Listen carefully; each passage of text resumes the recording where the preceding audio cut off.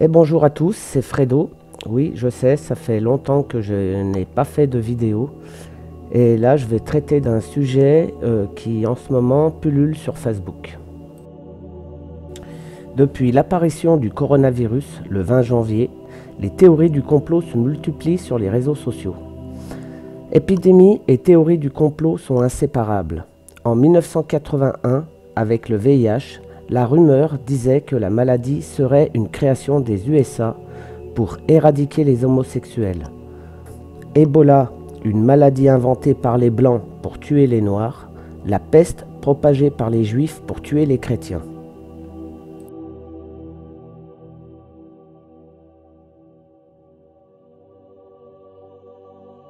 Le coronavirus, dont on n'arrive pas à déterminer l'origine, fait le chou gras des sites conspi et amène une certaine défiance envers la médecine ou l'État. À en croire certaines publications, ce virus serait fabriqué en laboratoire en 2003. La preuve avec ce brevet. Il suffit de se rendre sur le site de l'OMS pour voir qu'il existe plusieurs coronavirus. Ce virus est zoonotique, c'est-à-dire qu'il se transmet de l'animal à l'homme. Ce brevet existe bien, mais signifie pas que ce virus a été créé par l'homme. En réalité, il ne s'agit pas du coronavirus responsable de l'épidémie actuelle. Breveter un virus ne veut pas dire qu'il a été créé en laboratoire, mais découvert et sa souche isolée.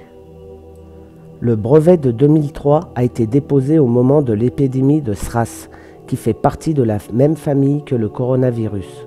Le SRAS est un coronavirus et est comme les autres un virus à couronne.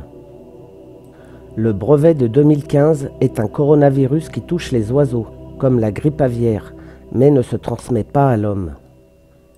Sur les réseaux sociaux, une vidéo est devenue virale, montrant l'existence d'un flacon de désinfectant hydroalcoolique portant la mention coronavirus. Le flacon a été produit en 2017 avant l'épidémie. De nombreux gels désinfectants comportent la mention coronavirus depuis plusieurs années. Comme évoqué plus haut, les familles de coronavirus sont connues depuis longtemps et sont présentes chez l'homme depuis 1969.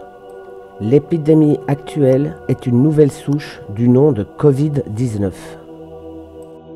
Enfin, pour finir, Bill Gates aurait organisé une simulation de l'épidémie fin 2019. Face aux accusations, l'ONG internationale de santé publique a publié un communiqué de presse. Il confirme qu'un exercice de simulation appelé Event 201 a bien eu lieu en octobre 2019, dont l'épicentre se trouvait dans une porcherie au Brésil et aurait causé 65 millions de morts dans le monde. L'impact potentiel ne sont pas similaires au Covid-19. Vous vous rappelez de cette époque avant Internet où l'on pensait que toute cette stupidité collective était due à un manque d'accès à l'information ? Ben non, c'était pas ça. C'était Fredo. Et n'oubliez pas, méfiez-vous du net.